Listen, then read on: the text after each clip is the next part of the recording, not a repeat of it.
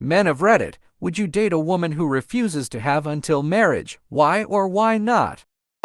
I did that once. She ended up having with some other dude. My ex who unalived herself was like that, saving myself for marriage, and went on to be a slut after we broke up. Since we broke up in high school, so 8 to 9 years. I remember my friends saying they'd see her at parties with different guys and such until we got out of high school. I didn't really care what she did, but one such incident, she went missing and the first person her parents asked was me. I just said probably out getting bunned for all I know, but in the back of my head I care some. Although I was correct about what I said, she went on a capade for 2 weeks. This was my experience. We were on vacation with a couple who were engaged and waiting for their wedding night. My fiancé was very close with the virgin and had known her for years through school. I was familiar with her partner, a dorky religious guy who was awkwardly polite and honest. If he wasn't a virgin, he did a good job of fooling everyone. We'd been doing a lot of boring vacation activities together and I wanted to hit the pool, so I tried to slip away from the group, but everyone just followed. My fiancé was shadowing me, but there was some hold up with the other two, and we had the pool to ourselves initially, so it was pretty romantic. When the virgin showed up, she was wearing a one-piece bathing suit and awkwardly trying to cover up as she walked. Nervous as heck until she realized we were the only ones in the pool. She confessed that going in the pool was a hot topic because her religious soon-to-be hubby is afraid of the water and she'd wanted to go swimming on day one. So my horny fiancé and I are playing around in the pool with this adult virgin, and I'm doing everything I can to avoid getting raped by the pair of them, with my girl whispering things in my ear that she wants me to do to her with my fingers below the waterline. Out of nowhere, my fiancé starts kissing the virgin and then insists she try kissing me, which was awkward but really kinky, and then hands start going all over the place below the waterline when suddenly the virgin gets all stiff, starts pouting, and says she has to stop, saying she enjoyed herself too much, etc. And then she took off for the change rooms, leaving us horny idiots to finish up in the pool before checking on her. They did not marry. She got into a relationship with a guy who was traveling and she vanished with him. I bet my ex still keeps in touch with her though. My soon-to-be ex-wife was initially a wait until marriage woman. I supported that until a length of time, and she revealed how wally frustrated she was because I wouldn't make any moves on her. So once I discovered that, we had a talk and she told me how she didn't want that anymore. So we started boning semi-regularly and didn't wait until marriage. My now wife was a wait until marriage person. She would sleep in my apartment in college sometimes. I would sleep on the couch. Then she asked if I could sleep in the bed and snuggle. A few nights of that, and she asked if she could see my. Then there was touching, then oral, then just the tip, then just put it inside, and we were off to the races. I dated a woman who said that she wanted to wait for at least a year to have. She then got upset that I wasn't pressuring her into. According to her, there was an understanding in her culture that girls will say they don't want, but the guy should push for it anyway. But as a 19-year-old American college student, I wasn't about to take any chances with that. I dated someone that was waiting until marriage, but wasn't against other forms like oral, so it wasn't really that big of an issue. We broke up for other reasons than that, and she got engaged and married about 6 months after to the next guy she dated. If anything, I have found it makes people push marriage faster that are saving themselves for marriage. I dated someone for around 2 years who was waiting until marriage but open to other forms, so I was okay with it. She ended up cheating on me and later losing her virginity to another guy before trying to come back to me. So no, I wouldn't do that again. Well, now I'm dating a woman who refuses to have after marriage, so joke's on me. My wife and I started having trouble having often after a few years, and we had 2 modes, horny and inebriated, or bedtime lovemaking. We were down to about once every couple of weeks and neither of us felt very connected. So anyway, we tried like 2 weeks of having every day no matter what, and we realized neither of us wants to make love, we just like facking. So now we do that about 3+ times a week. It's great, and if we ever start getting kinda snippy, we usually find it's because it's been too long since we've been to Pound Town. Works for us, but who knows, everyone is different. Such a woman would have significantly different values than I do. The wouldn't be the issue. The values probably would be. Please, no more religion bashing. I absolutely did not intend to imply that the values had anything whatsoever to do with religion. I dated women who had this policy and it ended. We are only on this planet a limited time, and if someone holds some antiquated belief system that diminishes one of the great gifts we can share, forget it. I've never had vaginal intercourse with a woman that I didn't think I would be able to raise a child with. I'm pro-contraception and pro-choice, and I don't have religious hang-ups. But even if I'm wearing a condom or she was on birth control, there's a chance. And I would never pressure a woman to have an abortion. I know great people that were raised by a single parent, and great people that are a single parent. My parents have both been incredibly impactful on my life. If I bring a child into the world, I want to do as much for him or her as my parents did for me. I'm not sure I could do that without co-parenting. Regardless of marriage status, I'd want to have one household. But I've been to Catholic church lock-ins. They don't seem to care what kids showed up. I wasn't religious at all. I had to listen to a 20-minute speech about how morons and witnesses were cults. The priest promptly faved off to his quarters not to be seen until the morning. Catholic girls have no problem doing all sorts of dirty naughty on church grounds. What you really had to watch out for were tween girls trying to find you make-out spots to narc you out. Actual intelligent comment. Here, I definitely agree with you. I'm old-fashioned, sure, and yes, it's mostly due to my faith, but people can do whatever they want should it not harm anyone. There's also the fact that regardless of my beliefs, forcing those on anyone else is something not okay, despite so many of my fellow Christians doing that exact thing and actually somehow thinking it's the correct thing to do. Sigh. In theory, that would be my answer, with the proviso that might also become an issue in a long-term relationship if the relationship remained wholly exclusive. In practice, however, I know I'm romantic, stupid enough that I would be willing to go against my better judgment for the right person and at least try to make it work anyway. This is a great answer. I am the opposite and did date someone for 6 years and waited until we got married. I had previously not waited, but wish I had, so our values matched, and it was the discipline on their end that helped me. It's about finding someone that shares your values, and communication and sacrifice if they're the one you want to be with. The tone of the original post has a slight selfish perspective to it. Instead, what are the reasons for the other person's decision, and can you respect that? If you can, great. If not, also great. But both decisions are valid and should be respected. Exactly what my boyfriend has said. I told him I wanted to not have immediately, but his best friend's wife wanted to wait until marriage, so I think having heard all about that, he figured I felt that way. For me, it was more that I wanted to wait until I felt more emotional attachment and was less anxious. It happened pretty damn fast, Lamau. I can't imagine waiting till marriage. I know it works for some people, but I would never want to. My ex tried this one on me. She also demanded I raise her 4 children with multiple other men, including sending them to private Christian school. No premarital. This is non-negotiable. These aren't my rules. They're God's rules. I didn't want to end a relationship over this, because there is a social stigma associated with it. It looks like I was only motivated by. Instead of dumping her, I told her, okay, I accept that this is non-negotiable. We won't have premarital. And I continued, since you've already had premarital, you're going to follow through with the other half of your biblical obligations. If a man seduces a virgin and sleeps with her, he must pay the bride price. Therefore, forfeit your dowry. Sign a prenup. That's my non-negotiable condition. Unsurprisingly, she dumped me instead. Another one of those Old Testament judgment and condemnation for the New Testament forgiveness and understanding for me types. There was no future for us. Very different values and beliefs. I'm glad she dumped me over a prenup instead of me dumping her over, because I like to think if I was in a committed relationship with someone and they were incapacitated to the point where they could not have, I'd be a good enough partner to stick it out.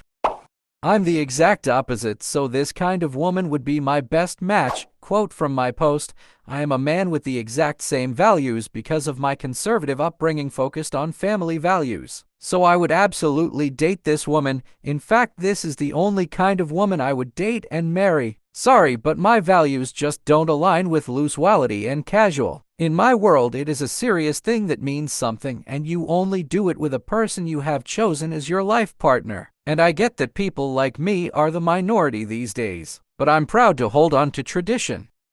Values ignored. There's also Yule incompatibility. Many marriages and in general relationships end because one side is more needy and have different tastes, which create a constant source of stress that can jumpstart the train of divorce. It won't be the main reason for it to happen, it just helped the illusions of love fell apart as the subconscious stress grows. I know I'll get downvotes like crazy, but I see this response all the time and I don't agree with that mindset at all. I feel like you've missed the point of if that's your viewpoint. Isn't just about getting off, there's an intimacy to it in learning your partner's body and desires. It requires patience and understanding. If there's any type of attraction to your partner, physical, mental, spiritual, etc., then you're compatible wally. They may not be great at first, but you have to learn how to get there. Any kind of compatibility you may not have, like what kinks or fetishes people are into, can be found out through conversation beforehand. I've had a great marriage, 20 years so far, and I compare it to winning the lottery. But is long-term Yule compatibility something you can really predict? People's bodies change, sometimes very fast. People's personalities change. I've found with my wife that everything has gotten even better with time. But you hear about so many couples where they get married and the intimacy just dies, despite being wally active beforehand. I married my wife for her brains and personality. Thankfully, the rest worked out. Every guy I've been with prior to my current boyfriend was terrible. Thai guys overall, but also terrible. The type that only care about themselves and then it's over. No conversation about what each other are into, trying new things, etc. I've struck a gold mine with my boyfriend. So open with each other, always keeping it fun and exciting, and most importantly making sure we both enjoy it. He will always make sure I'm pleased first. I'd be miserable marrying someone who ended up having no Yule compatibility with me. Did it once, and while Yule issues wasn't the main thing that led to the dissolution of that marriage, it didn't help. Also at my age now, it would either be someone a little too young for me, or they've been waiting way too long and I can't see us even making it past the first date. We'd be so incompatible. I absolutely respect anyone's choice to wait until marriage. It's an impressive and admirable commitment. For me personally though, Yule intimacy is an important part of a romantic relationship. I have no problems with taking it slow, but that time frame to me is 1- for months. Wow, wasn't expecting this take to be seen as super weird or impossible to understand. But hell, y'all are welcome to your stance on it just like anyone else. Apparently the idea of admiring someone making a tough commitment and sticking to it is a foreign one. Electric Boogaloo. Okay, apparently this one is really tough to understand for some people. So here's the breakdown. Why is it admirable and impressive to me? Because waiting for marriage to have is a massive commitment and takes a ton of willpower to stick to. Especially when modern-day societal norms tend to steer in the opposite direction. Not saying that it's a bad thing. I didn't and wouldn't wait for marriage. The logic being applied here is not exclusive to this one topic. I'm not saying abstaining is the best way or the right way for everyone. For some people it is, and it's their body, their choice. And I'm surprised I even have to say this, but yes, I am aware there are bad commitments that are not admirable or impressive. Fucking duh. This take isn't a one-size-fits-all. Bad commitments are bad. Abstaining is not a bad commitment, but it's not for everyone. Super weird or impossible to understand is just how someone was raised. Go research human cultures throughout history. A lot of that was considered normal is weird AF, and a lot of considered weird AF is now normal. Most of those feelings are simply social constructs formed by whatever group someone was raised by. Yule issues are one of the top reasons for divorce. IMO, if a couple is serious about marriage, then exploring that area too is simply common sense. We have the ability to do it safely today without creating kids, and disease shouldn't be a concern with a tested partner. Really isn't a good reason not to. I can't remember what column it was, but I remember reading in an advice column a woman who wrote in about her thoughts on she married young and described her virginal wedding night as like being raped 7 times. Her husband was compatible with her in every other way, but was a horror show. He died 5 years later, and it took another 15 for her to agree to try again with someone else who showed her that could be amazing instead. In her opinion, while she didn't encourage promiscuity, she advised taking a potential spouse for a test run to be sure you were wally compatible. Nope, It too critical a part of a relationship to leave to finding out after you are married. Disagree with caveat. I think that is as like anything else, and if you're invested in your partner's needs, you can figure out how to be wally compatible. What's important is someone you feel comfortable communicating with that's willing to work with you and adjust to your needs. So basically someone who's not a selfish hole. I do think it's important to know that your drives are roughly compatible, or if they're not, that they're willing to be flexible about it. I think it depends on the reasoning. I lean towards no, though. In most cases, it's going to be because they feel there is some stigma around premarital or a loss of virginity, or because they are religious. Neither of those jive with me. If I was really into somebody, like absolutely in love in spite of the stigma thing, I might be able to overlook it, but I think it's unlikely. For me, I want to know what I'm getting into before marriage. Waiting for a while until she's certain it's serious. Sure, but until marriage, that's a bit much, and it locks you into legal ramifications if you realize you aren't wally compatible and find yourself in an unhappy marriage. Nope, I had before marriage, and now I'm have a dead bedroom with a woman I love dearly who has no drive. It's pretty much shredded any confidence I have and left me dejected, rejected, and at times completely hopeless. Have before marriage. Make sure you know how much of what you each like and that you're on the same wavelength. If the libido drops on one side prior to marriage, walk away. The rest of your life is a long time to endure feeling either unattractive or harassed. That's literally something you would never see where I live, and at my age it's wild seeing that kind of thing on Reddit as if it's normal. I'm from a very conservative part of the US where people talk a big game about waiting until marriage. Almost none of them do it. This thread is fucking bizarre. It is not normal to wait until marriage. I think except for those who simply got lucky, it causes a lot of suffering in the world. Less marriage would be a nightmare. Also, feeling trapped in a marriage with someone not wally compatible with you is nightmare fuel. At this point, I'm tired of playing games, and has caused me nothing but trouble in the past. X tried to baby trap me with an affair baby. I could care less about it, and I'm looking for the one, so for religious reasons or not, I think it's quite logical in some cases when you're ready to settle down and get married like I am. A lot of the top answers are if she's waiting for marriage, clearly she has different values that wouldn't align with mine, implying some religious or spiritual reason. But my own reason for waiting is simply to catch the type of guy I am after, one who is willing to wait, which shows he's after long-term plans like making a life together, not just after. It's like a filtration system for immature guys whose only values apparently are and physical intimacy. So good on you for your approach, and I wish you find the right one. My fiancée is a wait until marriage person and has been her whole life. I used to be a little bit of a man whore. We've been together 6 years now and getting married this fall. I haven't had vaginal intercourse in over 6 years, and I wouldn't trade a single second back for. That woman is the light of my life, and she's well worth the wait. They say is better when there is an emotional connection. If so, then on our wedding night, I'm going to be having the best of my life. I would not. Wally compatible is more important than people realize. Plus, her moral values probably don't line up with mine. I grew up in the Bible Belt and lived near a private Christian college. The joke for the freshmen was ring by spring. You'd see people getting married within a year of dating, and more than you'd imagine admitted that they did it so they could have unsinful. It wasn't uncommon for pregnancy and divorce to happen the following year. I need to be able to express that intimacy with my partner. That's just the way I am. If there are people that want to wait till marriage and they live a happy life, congratulations to them. But it's not for me.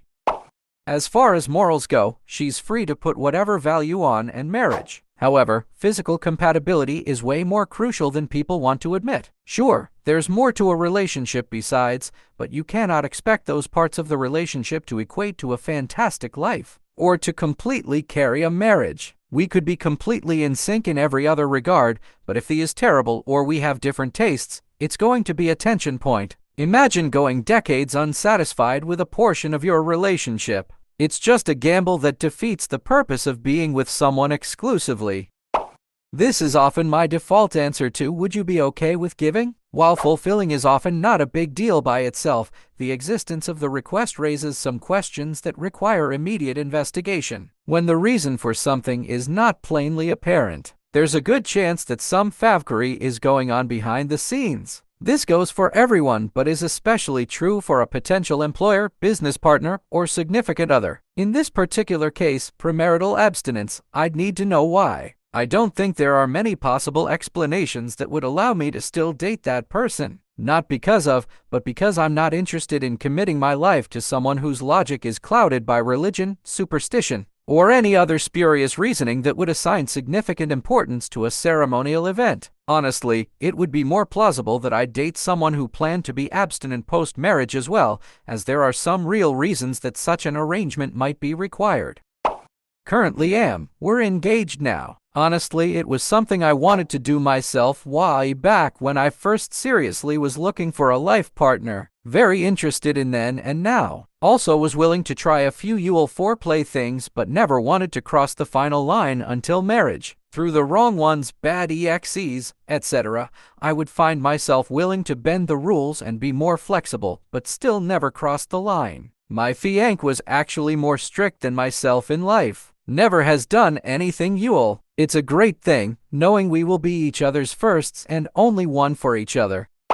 I can't is too important in a relationship to me. I'm not saying favk on the first date, but I wouldn't marry someone that I would end up potentially disappointing or could potentially disappoint me. I could argue that it's partially because of how many bad relationships I've been in that I got nothing from. Not just, but no emotional connection, no physical affection, just nothing. It only takes a relationship or two like that to favk a guy up for life, and many men have a long track record of them before they're old enough to drink. I argue it goes both ways too because of how many men are just in it for and make women incredibly uncomfortable and closed off or emotionally unavailable. My girlfriend and I had a lot of the first night we met, and this is by far the healthiest relationship I've ever had. And we've only been official since December, and we only started talking online last August, been intimate since October. I've never appreciated anyone more, nor have I ever felt like I could be open or vulnerable with anyone. Every ex that wouldn't favk me, or wouldn't early on, would start fights over everything, and any vulnerability I showed was used against me every time. I know that's correlation without causation, and everyone has a different experience,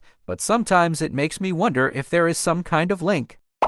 Is this comment section being astroturfed by some church? Or is everyone just getting way more negative these days? Absolutely bizarre. I certainly didn't wait until marriage. I don't think that's the right choice for most people, excluding alls. Is an important part of most married relationships, and waiting until after you've contractually bound yourself to someone for life to find out if your preferences are compatible, if they can listen and work with you, or if they're unflinchingly selfish or incapable of having you both like, makes no sense. My wife is a hardcore Catholic and refused until marriage, which, as a dude in his 20s, I always thought would be a deal breaker for me. She was very much into anything other than actual, with a frequency that could be exhausting. There's a very much a range in women who wait for marriage. There's the ones for whom it is an excuse, the ones who are anxious, and the ones who, once married, will break your junk off. Depends on the woman, is my answer. 10/10 would wait for my wife for as long as she wanted.